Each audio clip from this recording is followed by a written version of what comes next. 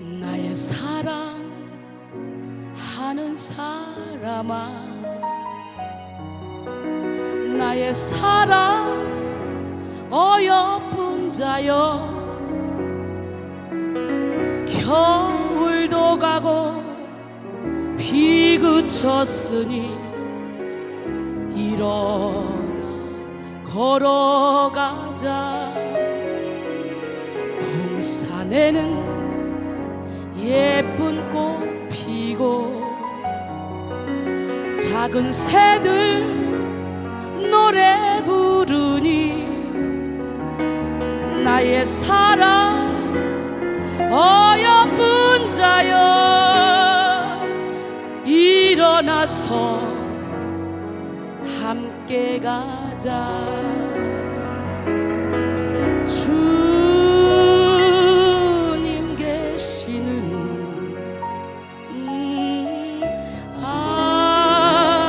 아름다운 곳, 루루루루루, 우리 모두 함께 가자.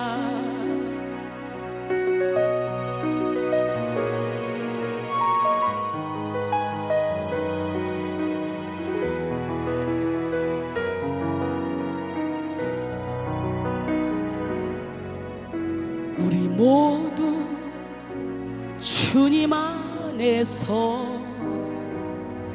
사랑으로 맺은 형제니,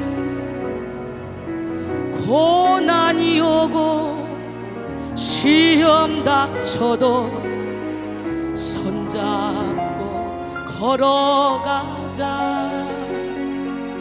우리 주님 우리를 향해 서로 사랑하라셨으니 우리 서로 사랑하며 손을 잡고 함께 가자.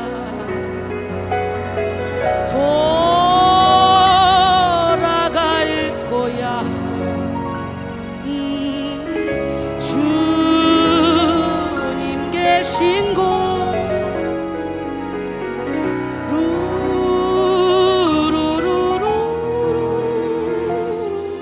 손을 잡고 함께 가자.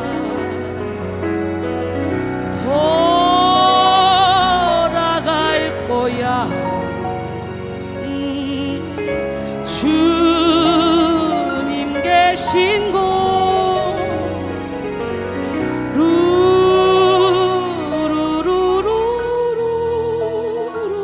손을 잡고 함께 가자.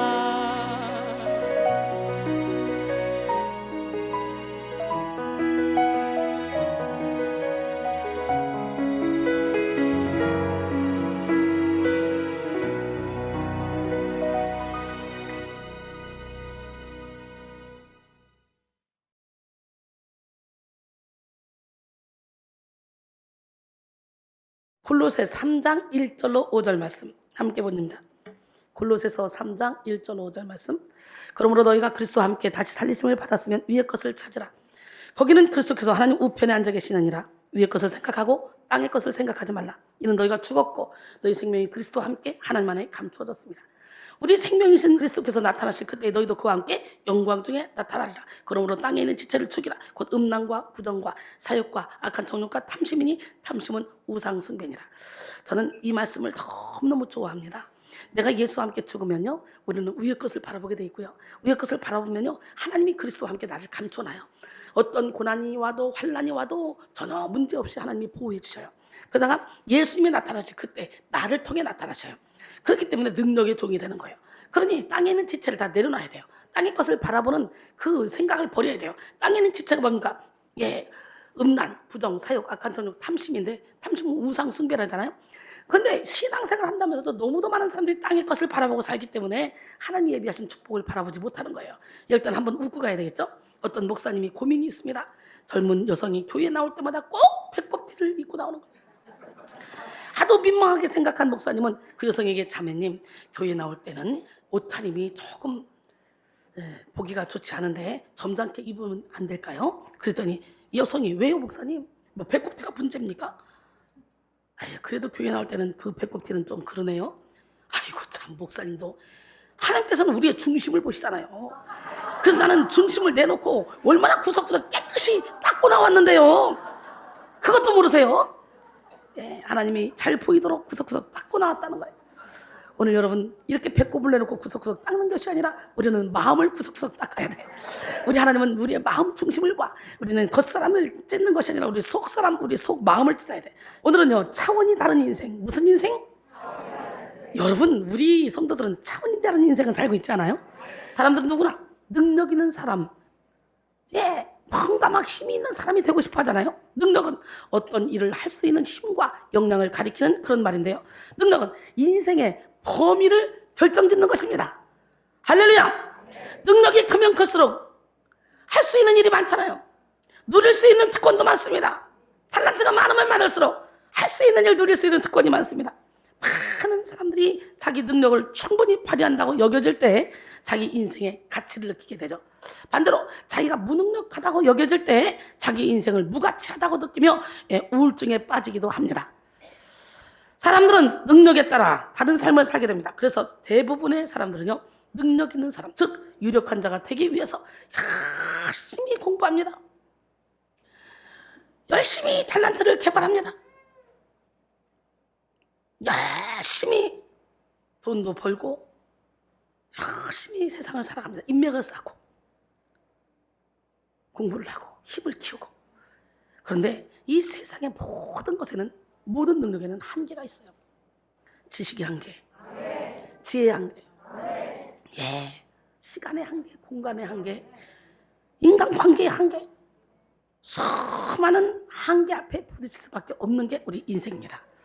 뛰어봤자 벼룩이라는 말이 있잖아요. 세상의 능력을 구하는 인생은 반드시 한계를 만나게 되고, 그리고 자기가 가지고 있는 능력이 아무 소용이 없다는 이 좌절의 때를 만나게 됩니다. 그렇다면 우리는 어떻게 살아야 할까요? 차원이 다른 삶을 살아야 되겠죠. 차원이 다른 인생을 살기 위해서는요, 여러분의 한계를 초월하는 주님을 주인으로 모셔야 돼. 아멘. 한계투성이인 인간의 지혜로 몸부림칠 것이 아니라 차원이 다른 하나님의 지혜로 살아가는 여러분 모두가 되기를 원합니다. 시편 111편 10절에 보니까 여호와를 경외함이 지혜의 근본이라. 그의 계명을 지키는 자는 다 훌륭한 지각을 가진 자이니 여호와를 찬양함이 영원히 계속되리로다 그랬어요. 고린도서 10장 3절로 5절, 우리가 육신을 행하나 육신에 따라 싸우지 아니하니 우리의 싸우는 무기는 육신에 속한 것이 아니오 오직 어떤 견고한 진도 무너뜨리는 하나님의 능력이라. 모든 이론을 무너뜨리며 하나님 하는 것을 대적하여 높아진 것을 다 무너뜨리고 모든 생각을 사로잡아 그리스도에게 복종하게 하니. 할렐루야. 좋은 번역이 철로역정 썼죠. 그 감방에서 쓴 거예요. 철로역정에서는 성령 안에서의 변화가 어떻게 이루어지는지 잘 보여주겠습니다. 철로역정의 주인공 크리스찬은 천국을 향해 가는 과정을 우화식으로 표현하고 있습니다. 어느 날 크리스찬은 한 번도 청소해 본 적이 없는 그런 방에 들어가게 되었습니다. 그 안에는 먼지가 가득 쌓여 있었습니다. 하인이 청소하기 위해서 빗질을 시작했는데 먼지만 자욱하게 일어나서 숨이 막힐 지경입니다. 그러니까 그 다음에는 한 소녀를 부릅니다. 그 한 소녀는 소녀가 들어더니 방에 물을 뿌립니다. 물을 뿌리고 계속 청소를 하니까 먼지가 자욱한 숨이 막힐 지경이었던 그 먼지가 사그라집니다. 그리고 깨끗이 청소가 되었습니다. 크리스찬이 자기를 인도하던 해석자에게 이것이 무슨 뜻이냐고 물었습니다. 그러자 그 해석자는 말합니다. 이 방은 썩지 않는 은혜의 말씀으로 한 번도 쓰임받은 적이 없는 인간의 심히 부패하고 악독한 마음을 의미합니다. 먼지는 사람의 원죄와 마음속에서 그의 전신을 더럽히는 썩는 것들이죠. 그리고 이 방을 쓸었던 그 사람은 율법을 의미합니다. 뭘 의미해? 율법이 비질을 막 하니까 방 안이 뒤덮이고 더 거의 숨이 막힐 지경이 됐잖아요. 이것처럼 율법은 죄로 더러워진 마음을 깨끗하게 하기는커녕 아무리 주의하고 금지시켜도 인간의 부패한 마음에 자리 잡은 죄의 뿌리를 뽑지 못하고 오히려 죄를 아무리 주의하고 금지시켜도 인간의 부패한 마음에 자리 잡은 이 죄의 뿌리는 뽑히지 않습니다. 이 율법으로는 오히려 죄를 살아나게 합니다.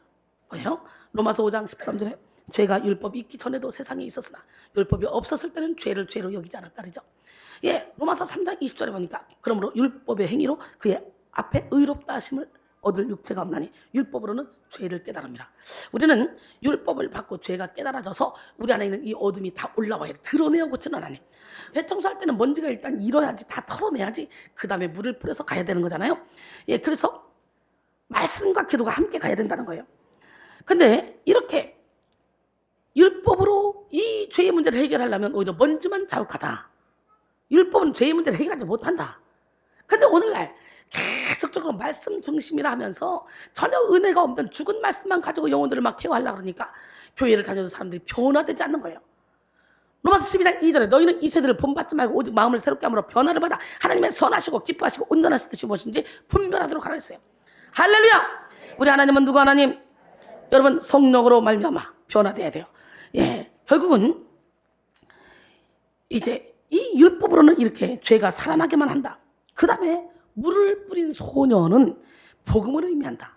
뭘 의미해? 소녀가 물을 뿌려 먼지를 갈아진 후에야 방이 깨끗해졌던 것처럼 복음은 사람의 마음을 감화시키고 죄를 물리치고 그 마음을 거룩하게 하는 그런 능력이 있어서 사람들로 하여금 죄를 다스리고 정복할 수 있게 해줍니다 라고 말했습니다. 할렐루야. 여러분 성령으로 말미암아 우리가 구원을 얻었듯이 이제 성령께 의지하여 성화의 과정도 이루어가야 됩니다. 신의 성품에 참여할 때까지, 장성한 분량에 이르는 믿음을 가질 때까지, 단단한 음식을 먹을 수 있을 때까지 변화되어야 됩니다. 성령께서 우리를 온전히 지배할 때 우리는 자연스럽게 변화될 수 있습니다. 여러분 영적인 세계에 깊이 들어와봐요. 세상에 부귀명예 권세 다 가지고 있어도 영혼이 병들면 아무 소용없어요. 영혼이 병들면 끝나는 거예요. 인생. 영혼의 건강함이 가장 중요해요. 괜히 물질을 쫓다가 세상을 쫓다가 영혼 망가뜨리지 말고 인간관계 망가뜨리지 말고 그래서 평생을 고통스럽게 살지 말고 우리는 영혼을 살찌워야 돼. 진짜 나는 겉사람이 아니야. 속사람이야. 속사람을 새롭게 하기 위해서는 철저히 욕심을 내려놔야 돼. 탐심을 내려놔야 돼. 할렐루야. 베드로서 1장 4절로 7절 보니까 이로써 그 보배롭고 지극히 큰 약속을 우리에게 주사 이 약속으로 말미암아 너희가 정욕 때문에 세상에서 썩어질 것을 피하여 신성한 성품에 참여하는 자가 되게 하려 하셨느니라. 그러므로 너희가 더욱 힘써 너희 믿음의 덕을 덕에 지식을 지식에 절제 인내에 경건에 형제 우애에 사랑을 더하라 했어요. 할렐루야. 여러분 고차원은 저차원을 다스립니다. 2차원은 1차원을 다스리고 3차원은 2차원을 다스리고 4차원은 3차원을 다스립니다. 땅에 있는 모든 것은 하늘의 다스림을 받습니다. 육에 속한 모든 것은 영의 다스림을 받습니다. 자전거로 아무리 빨리 달려도 자동차를 이길 수 없고 자동차로 아무리 빨리 달려도 비행기를 이길 수 없습니다. 그렇듯이 육의 힘으로 아무리 노력해도 영의 힘을 뛰어넘을 수가 없습니다. 여러분 우리 하나님은 이 시간에도 불꽃 같은 눈동자 여러분을 지켜보고 계신데 우리는 차원이 다른 인생을 살아야 되는데요. 우리의 두 발은 비록 땅에 발을 디디고 있지만 우리의 눈은 하늘을 바라봐야 되고 우리의 두 손은 비록 이 땅에 일을 하며 수고할지라도 우리의 생각은 위의 것을 찾아야 됩니다. 차원이 다른 인생을 살 때 우리는 하늘의 힘으로 땅을 다스리며 하늘의 지혜로 땅의 문제를 풀게 됩니다. 이 시간 여러분 모두가 차원이 다른 인생을 사시기를 원합니다. 골로새 3장 1절로 3절 보니까 그러므로 너희가 그리스도와 함께 다시 살리심을 받았으면 위의 것을 찾아라. 거기는 그리스도께서 하나님 우편에 앉아 계시는데 위의 것을 생각하고 땅의 것을 생각하지 말라. 이는 너희가 죽었고 너희 생명이 그리스도와 함께 하나님 안에 감추어졌습니다. 위의 것을 찾으라. 위는 뭡니까? 하늘을 뜻하죠. 그래서 위의 것은 하늘의 것을 의미합니다. 찾으라는 현재 명령력으로 지속적으로 간절히 찾으라는 의미입니다. 바울은 어두운 현실 속에서 하늘의 것을 간절히 찾으라고 권면하고 있습니다. 위의 것을 찾으라는 생각하라는 말은 위에 계신 그리스도께 자신의 마음을 향하게 하고 그리스도를 닮은 그런 아름다운 인격의 옷을 입으라는 말입니다.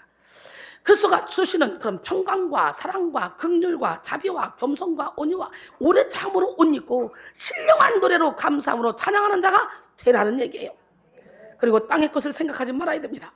땅의 것은 위의 것과 대조되는 것으로서 5절에 음란, 부정, 사욕, 악강, 정욕, 탐심 같은 이런 것들입니다. 이거 다 우상 숭배라는 거예요. 이러한 것들은 우리로 하여금 하나님을 바라보지 못하게 하며 하나님으로부터 점점 멀어지게 만듭니다. 오늘 본문은 사도 바울이 감옥에서 골로새 교인들에게 쓴 편지입니다.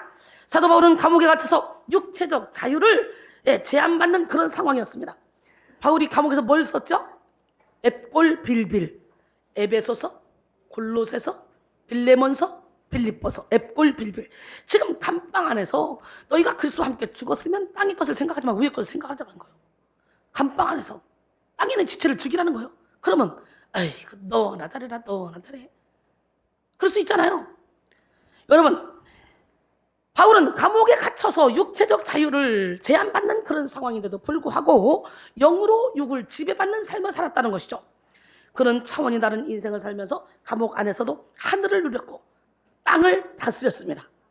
할렐루야. 그래서 감옥에 갇힌 그가 감옥에 갇히지 않은 골로새 성도들을 향하여 위의 것을 찾으라고 말씀하고 있는 거예요.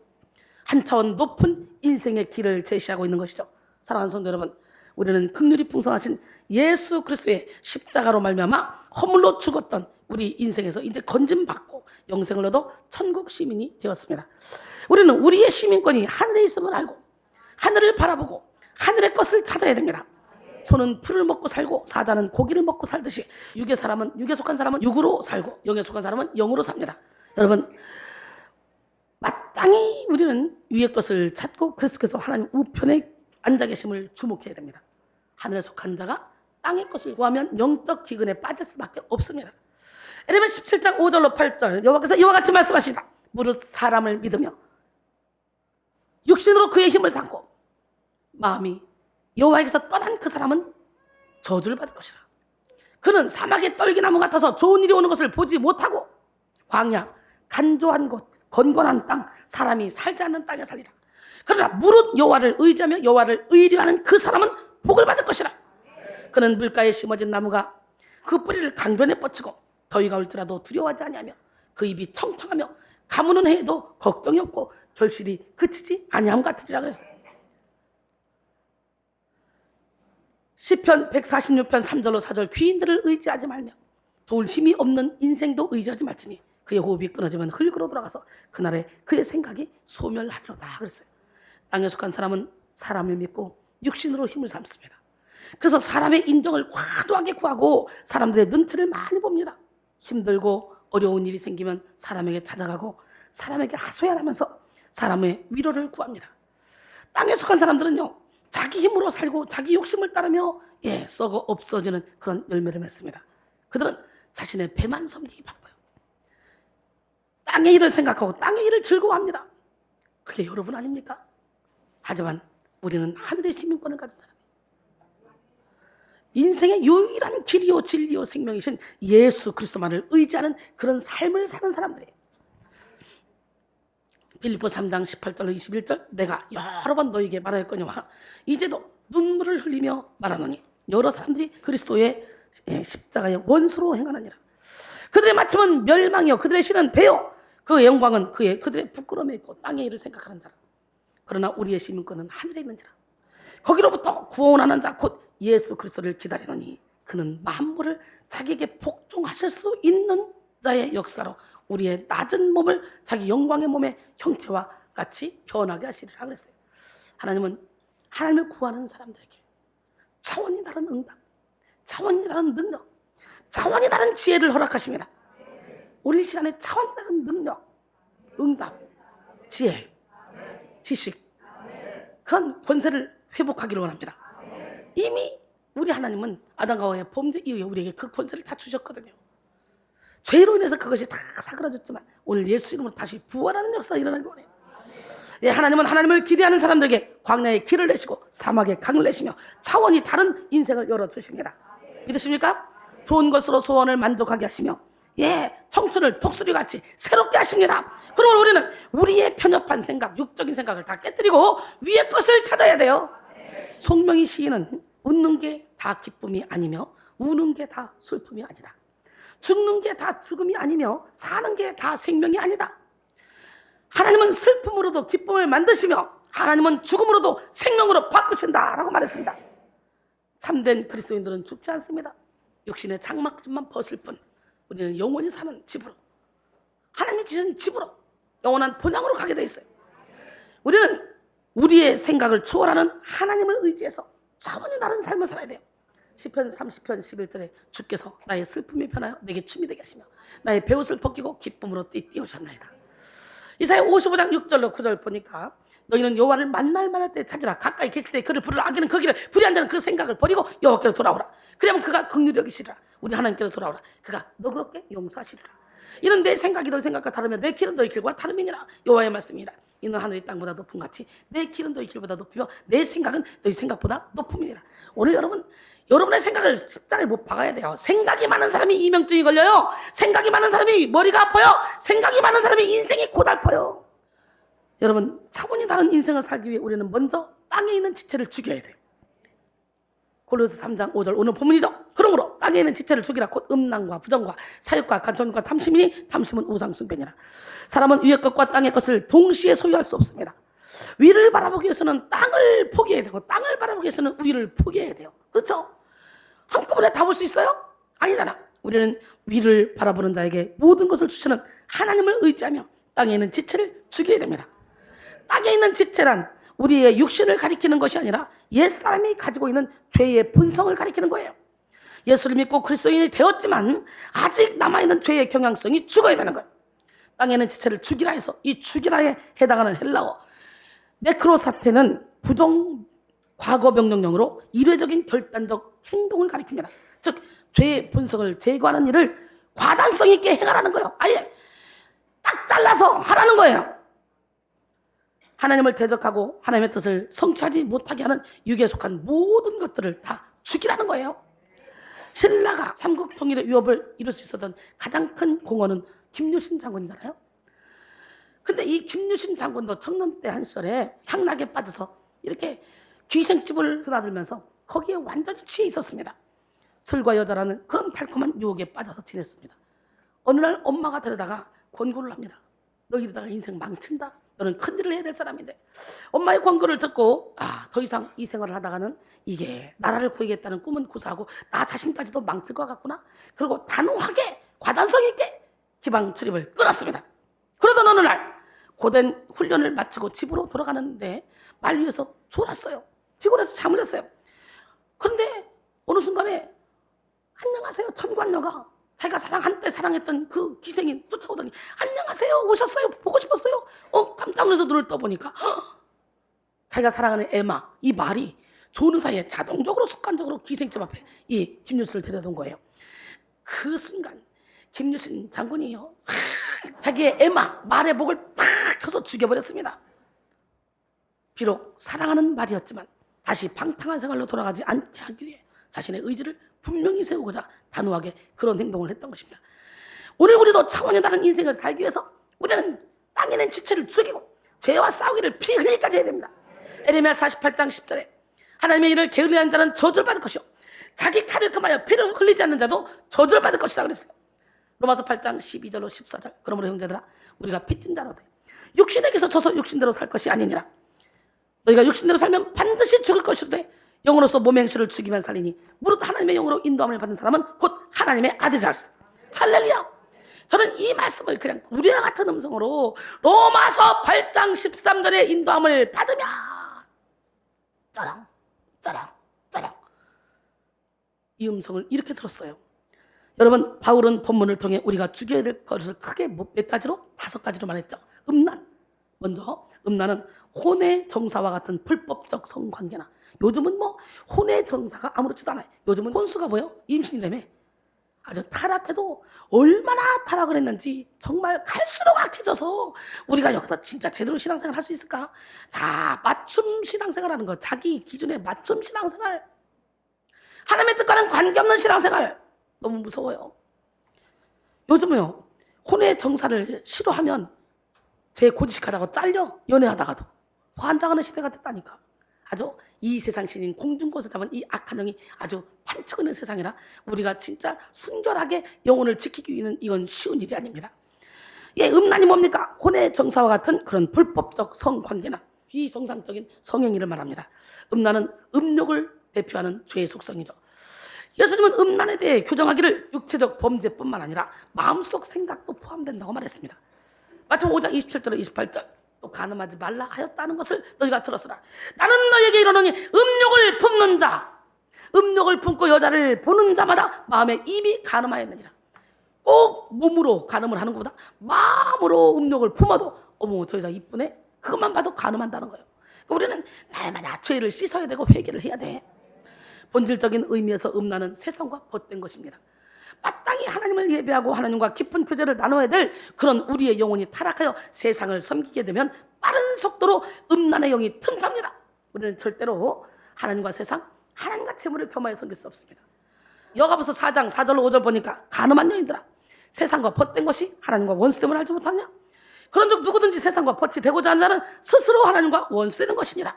너희는 하나님이 우리 속에 거하게 하신 성령이 시기하기까지 사모한다 하신 말씀을 헛된 줄로 생각하느냐?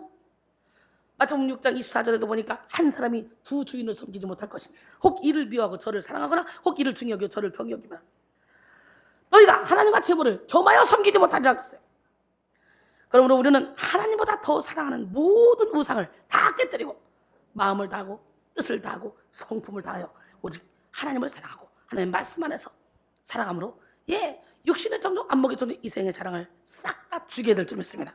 그럴 때 우리는 마음껏 축복해 주시는 하나님을 만나게 돼요. 마음을 다하고 뜻을 다하고 성품을 다하여 주 하나님을 섬기면요, 우리가 심지 않은 과실을 먹게 하고요, 우리가 지치 않은 집에 살게 하고요, 우리가 채우지 않는 아름다운 물건으로 가득한 그런 집을 얻게 하고요, 우리가 파지 않은 우물을 차지하게 하시며, 할렐루야, 내가 심지 않은 포도원과 감람나무를 차지하게 하십니다. 이것이 신명기 6장 1절로 11절까지 말씀하시는 거잖아요. 그 다음에 부정, 부정은 정직하지 못한 것, 깨끗하지 못한 것으로 도덕적인 부정, 즉 생각이나 행동, 말 등의 불순함을 의미합니다. 하나님은 거룩한 분입니다. 그러니까 행동, 말, 눈빛 이런 것들이 불순하다. 나는 막 사랑으로 했는데 상대방이 볼 때는 쟤는 왜 이렇게 혈기를 해? 쟤는 왜 이렇게 짜증이 나? 쟤는 왜 자기 의로 해? 쟤는 혼자 잘난 척해? 왜 이렇게 얼굴을 무서운 얼굴을 해? 어떤 이유가 됐든 간에 분노가 나서 무서운 일을 하면 안 돼요. 거룩한 분노는요, 화를 내도 아름다워요. 거룩한 분노는요, 짜증내고 화를 내고 소리를 막 질러도 사람들이 영적으로 긴장하고 나의 잘못을 고치려고 노력하지, 막 분노내고 있네? 혈기내고 있네? 이렇게 느끼지 않아요. 내가 거룩한 분노를 냈을 때 저분 또 혈기낸다 이렇게 생각하는 사람이 있어요? 그렇기 때문에 여러분들이 거룩한 분노를 냈는데 그것이 나중에는 내 의와 함께 덮쳐가지고 사람들에게 혈기로 갈 수가 있다는 거지. 그래서 오늘 이 시간에 여러분 빨리 죽어야 돼. 이 부정은 깨끗하지 못한 것, 도덕적인 부정, 즉 생각이나 행동, 말 등이 불순함을 의미한다는 거죠. 여러분의 말이, 행동이, 언행이 불순하다. 그 다음에 여러분 부정한 사람이야. 하나님은 거룩하신 분입니다. 거룩하신 하나님은 우리의 부정을 기뻐하지 않습니다. 우리가 아무리 일을 잘해도 우리 하나님은 우리의 겸손함을 보셔요. 하나님은 우리에게 부정의 지체를 죽이고 거룩할 것을 명령하셨습니다. 베드로전서 1장 14절로 16절 너희가 순종하는 자식처럼 전혀 알지 못할 때에 따르던 너희 사욕을 본받지 말고 오직 너희를 부르신 거룩한 이처럼 너희도 모든 행실에 거룩한 자가 되라. 기록도 있어요. 내가 거룩하니 너희도 거룩할지니라 하셨느니라. 할렐루야. 야고보서 4장 8절로 보니까 하나님을 가까이 하라. 그리하면 너희를 가까이 하시리라. 죄인들아 손을 깨끗하라. 두 마음을 품은 자들아 마음을 성결하게 하라. 할렐루야. 거룩이란 말은 히브리어로 카다시입니다. 이 카다시의 의미는 자르다, 분리하다로 세상의 불순한 것들로부터 성별되고 분리되는 것을 의미합니다.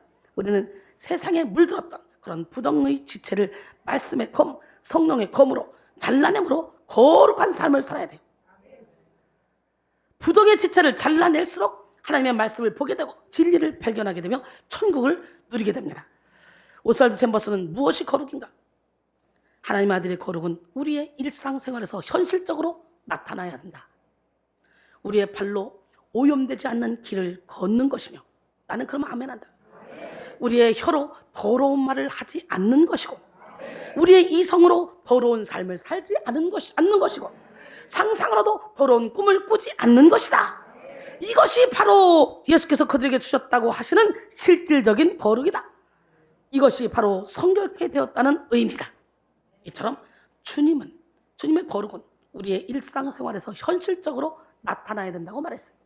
오늘 여러분 주님의 거룩이 여러분의 일상생활에서 현실적으로 나타내서 많은 사람들이 여러분의 모습을 보고 죽게 돌아오게 하는 역사를 일으키기 원합니다. 사욕은 뭡니까? 사욕은 사사로운 욕심, 억제하기 어려운 그런 감정적 욕망을 말합니다. 사람이 사욕에 사로잡히면 분노, 시기, 질투, 중상모략, 파당을 짓는 것 등의 이 범죄에 빠지게 됩니다. 그러므로 우리는 항상 하나님의 나라와 하나님의 의를 구해야 돼요. 그리고 사사로운 욕심을 십자가에 못 박아야 돼요. 그렇지 못하면 사사로운 욕심에 의해서 영의 눈이 멀어서 분별력을 잃어버리고 어리석은 행동을 할 수밖에 없게 됩니다. 엘리사의 사환 게하시는 엘리사에 의해서 나병을 고침받은 나만 장군을 쫓아가서 은 1달란트 2벌 옷을 받아 자기 사욕을 채우려고 하다가 나만 장군의 나병이 거꾸로 자기한테 와버렸어요. 기가 막히잖아요. 왕하 5장 26절로 27절 보니까 엘리사가 이르되 한 사람이 이스라엘에서 때려 너를 맞이할 때 내 마음이 함께 가지 아니하였냐? 지금이 어찌 은을 받으며 옷을 받으며 지금이 어찌 감남원이나 포도원이나 양이나 소나 남종이나 여종을 받을 때냐? 그러므로 나만의 나병이 내게 들어 내 자손에 미쳐 영원토록 이르리라. 무섭지 않아요? 여러분 보세요. 예수 안에서 씻겨지지 않으면 부모의 잘못이 다 이렇게 가요. 자식에게 이렇게 무섭죠? 지금도 나만의 나병이 내게 들어 내 자손에게 미쳐 영원토록 이르리라. 아니 게하시가 그 앞에서 물러나오며 나병이 바라여 눈같이 되었더라. 욕심, 이렇게 사욕은 언제나 눈앞의 것을 쫓게 만들고 작은 이익을 구하다가 큰 낭패를 당하게 만드는 어리석은 것입니다. 에스겔 13장에 등장하는 거짓 예언자들의 특징 역시 보리 2엉큼, 떡 2조각을 구한다는 거예요. 계시록 3장 19절에 보니까 너희가 2엉큼 보리와 2조각 떡을 위하여 내 백성 가운데서 욕되게 하여 거짓말을 고지 듣는 내 백성에게 너희가 거짓말을 지어내어 죽지 아니할 영혼을 죽이고 살지 못할 영혼을 살리는도다. 그랬어요.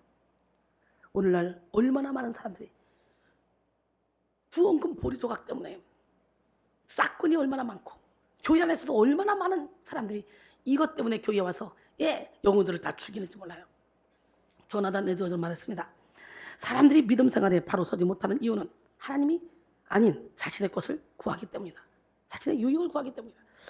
그들은 자신에게 유익이 되는 선에서만 기독교의 진리를 받아들인다.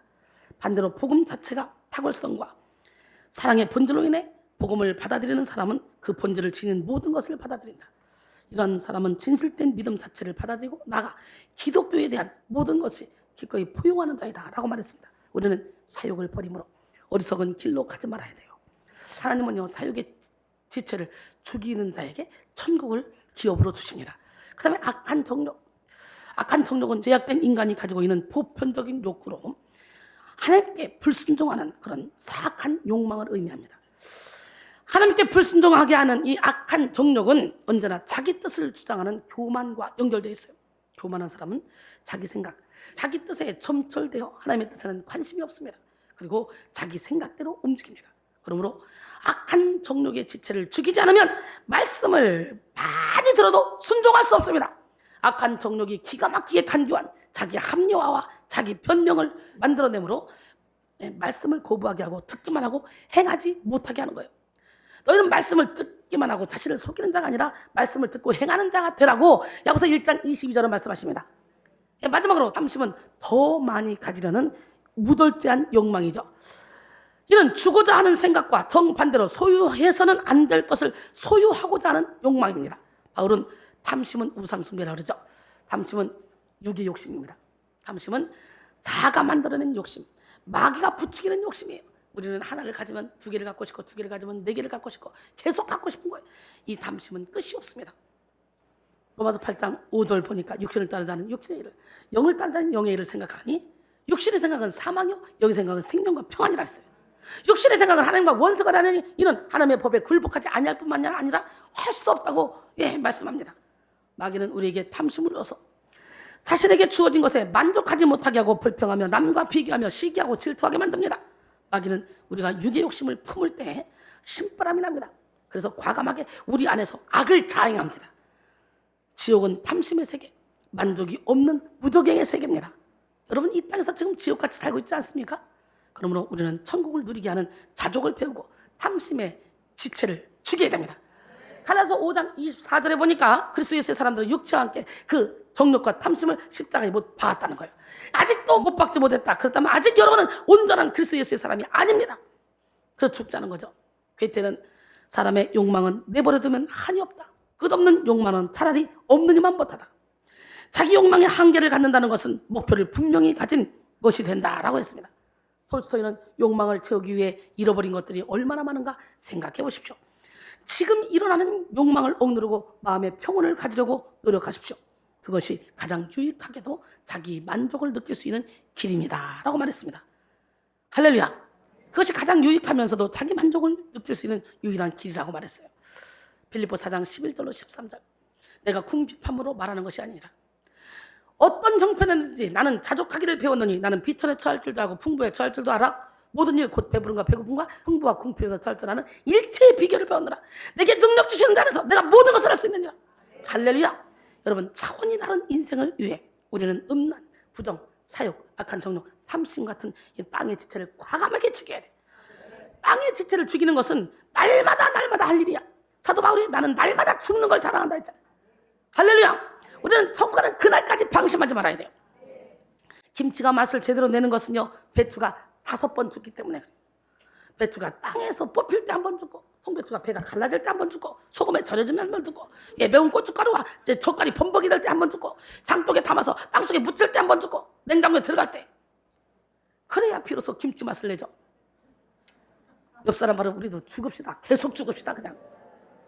못 죽으니까 생각이 복잡한 거야. 이거 생각 복잡한 사람 하나님 절대로 기뻐하지 않아. 여러분 생각은 무조건 다 틀리거든. 옳은 걸 갖다 줘도 자꾸 부정적인 생각을 갖다 주는 게 사탄막인데, 그 사탄막에게 이끌려 다니면 여러분 인생 망치는 거야. 맨날 그 짓 하다가 결국 나중에는 결말로는 지옥으로 떨어지는 거야. 빨리 인생의 향방 없는 삶, 인생의 방향을 잡아야 돼. 빨리 방향 설정을 빨리 하고, 그리고 천국 향해 막 달려가야지. 언제까지 방향 설정 못하고 여기 이리 갈까 저리 갈까 방황하고 이러면서 신앙의 방황을 멈추지 않고 살 겁니까? 죽읍시다. 죽으면 돼요. 여러분, 배추가 5번에 죽는 과정과 숙성되는 그 시간이 지난 후에 세계적으로 유명한 음식이 되듯이 좋은 것, 소중한 것, 가치 있는 것은 시간이 필요하다는 거예요. 시간이 지나면서 삭을 것은 닳고, 스며들 것은 스며들고, 섞일 것은 섞이고, 숙성될 것은 숙성되는 거예요. 홍어는 막 썩어서 고가 냄새가 나는 게 막 그렇게 해서 먹잖아. 막. 여러분, 고든 리빙스턴은 이런 말을 했습니다. 좋은 일이 일어나는 데는 시간과 인내가 필요하다. 나쁜 일에 빠져드는 데는 시간이 걸리지 않는다. 거기서 벗어나는 데는 상당한 시간이 걸린다. 왠지 알아? 다 죄 중에 태어났기 때문에. 좋은 것일수록 그것을 얻는 데는 긴 시간이 필요하다. 그러니 영성훈련 받아도 난 여전히 육신의 정욕을 쫓아가고 있어요. 어떻게 나 포기할래? 아니야. 계속 죽이다 보면 어느 순간에 알을 깨고 나오듯이 나도 행복해. 여러분, 그러므로 우리는 과감한 결단과 부단한 인내를 가지고 땅에 있는 지체를 죽여야 돼. 나가 차원이 다른 인생을 살기 위해 땅에 있는 지체를 죽이고 예수 그리스도께 우리의 인생을 드려야 돼. 예수님께 우리의 인생의 운동대를 맡겨야 돼. 예수로 인해 살게 된 우리 인생은 이제 우리의 것이 아니고 주님의 것입니다. 그러니까 주님의 영광을 위해 살아야 합니다. 고린도전서 6장 19절로 20절. 너희 몸은 너희가 하나님께로부터 받은 바 너희 가운데 계신 성령의 전인 줄 알지 못하느냐? 너희는 너희 자신의 것이 아니라 값으로 산 것이 되었으니 그런즉 너희 몸으로 하나님께 영광을 돌리라. 이제 우리는 예수 그리스도와 한 배에 탄 한 운명 공동체가 됐습니다. 우리는 예수와 함께 죽고 예수와 함께 살게 된 것입니다. 그래서 골로새 3장 4절에 보니까 우리 생명이신 그리스도께서 나타나실 그때 너희도 그와 함께 영광 중에 나타나리라. 하나님 우리를 감춰놨다가 예수님이 나타날 때 나타난대요. 그러니까 내가 죽기만 하면 예수님이 나를 통해 일하신다는 거지. 그러니까 한계를 초월하는 삶을 사는 거예요. 죽음을 초월하는 삶을 살게 된 거예요. 제가 그렇게 살고 있지 않습니까? 멋지지 않습니까? 고린도전서 6장 19절로 20절. 너희 몸은 너희가 하나님께로부터 받은 바 너희 가운데 계신 성령의 전인 줄 알지 못하느냐? 너희는 너희 자신의 것이 아니라 값으로 산 것이 되었으니 그런즉 너희 몸으로 하나님께 영광을 돌리라 했어요. 이제 우리는 예수 그리스도와 한 배에 탄 한 운명 공동체라는 거 다시 한번 깨닫고 죽읍시다. 깨집시다. 무너집시다. 우리의 땅에 있는 지체를 죽이고 주님께 우리 인생을 내어 맡깁시다. 주님의 손에 우리 손을 포개고 주님의 발에 우리 발을 포개고 주님의 눈에 우리 눈을 포개고 주님의 귀에 우리 귀를 포개고 주님의 입에 우리 입을 포개고 주 생각에 우리 생각을 포개고 주 마음에 우리 마음을 포개고서 나를 통해 주님이 마음껏 일하실 수 있도록 나를 내어드립시다. 내 거 아니에요. 주님 거예요. 내가 나를 미워할 자격도 없어요. 게임들 나는 왕 같은 제사장이다. 나는 거룩한 하나님의 나라다. 나는 하나님의 소유된 백성이다. 나는 택하신 족속이다. 나는 하나님의 선자물이다. 나는 하나님의 걸작품이다. 나는 명품이다. 나를 우습게 보지 마라. 아멘. 결론적으로 사랑하는 성도 여러분, 차원이 다른 인생을 살아갑시다. 제한적인 육의 힘은 촛불과 같아서 언제 꺼질지 모르는 그런 미약한 것입니다. 그러나 한계가 없는 영의 힘은 태양과 같아서, 할렐루야! 비바람이 몰아쳐도 풍랑이 와도 염려 걱정 근심이 없습니다. 차원이 다른 인생을 살면서 차원이 다른 능력, 차원이 다른 지혜, 차원이 다른 가치를 누리는 우리 모두가 되기 위해서 다시 한번 육의 생각, 음란, 부정, 사욕, 악한 정욕, 탐심 같은 그런 우상을 십자가에 못 박아버립시다. 그리고 우리의 인생이 예수 그리스도의 것임을 고백하며 주님의 뜻에 우리 자신을 완전히 맡겨드립시다. 이 시간 여러분 모두가 땅에 있는 지체를 죽이고 예수 그리스도의 길을 가며 고귀한 가치를 누리는 그런 차원 다른 인생을 사는 축복의 통로가 되기를 주님의 이름으로 축원합니다. 잠시 기도합니다. 사랑의 주님을 찬양합니다.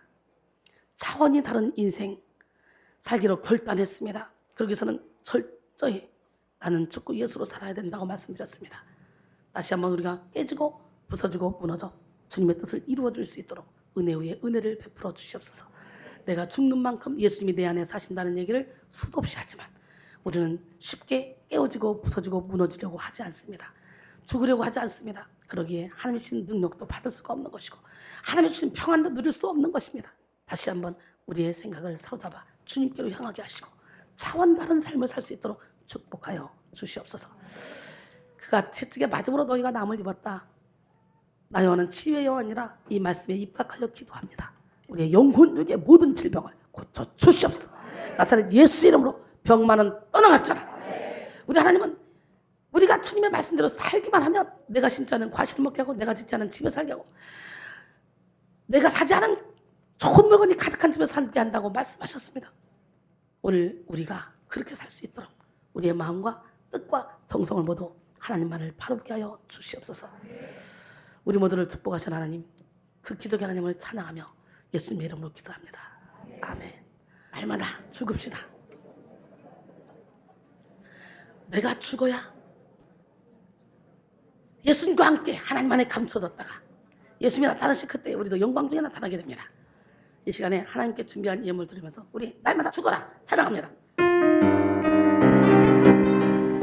이제 가야 할 그 길은 천국 가기 위하여 가는 길, 나를 위해 죽으신 예수님 때문에 구원받기 위하여 가는 길, 날마다 죽어라 날마다 죽어라 죽어라, 나를 위해 죽으신 예수님 때문에 날마다 죽어라 죽어라. 이제 가야 할 그 길은 은혜 받기 위하여 가는 길, 나를 위해 죽으신 예수님 때문에 십자가에 못 박고 가는 길, 날마다 전하라 날마다 전하라 전하라, 나를 구원하신 예수님 때문에 날마다 전하라 전하라. 이제 가야 할 그 길은 진리를 위하여 가는 길, 나를 위해 죽으신 예수님 때문에 복음을 전하러 가는 길, 날마다 외쳐라 날마다 외쳐라 외쳐라, 나를 구원하신 예수님 때문에 날마다 외쳐라 외쳐라.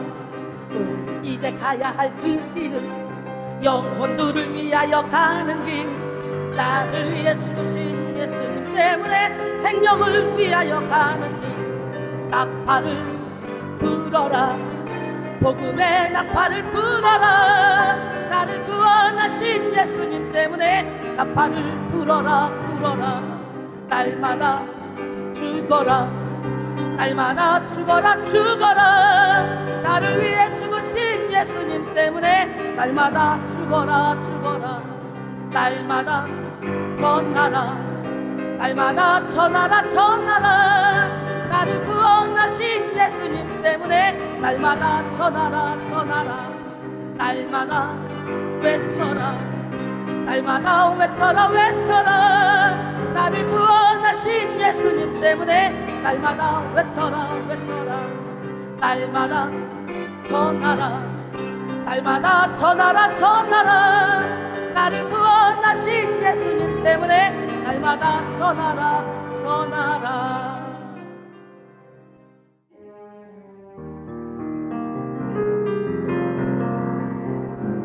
너의 가는 길에 주의 축복이 있으니 영광의 주 함께 가시니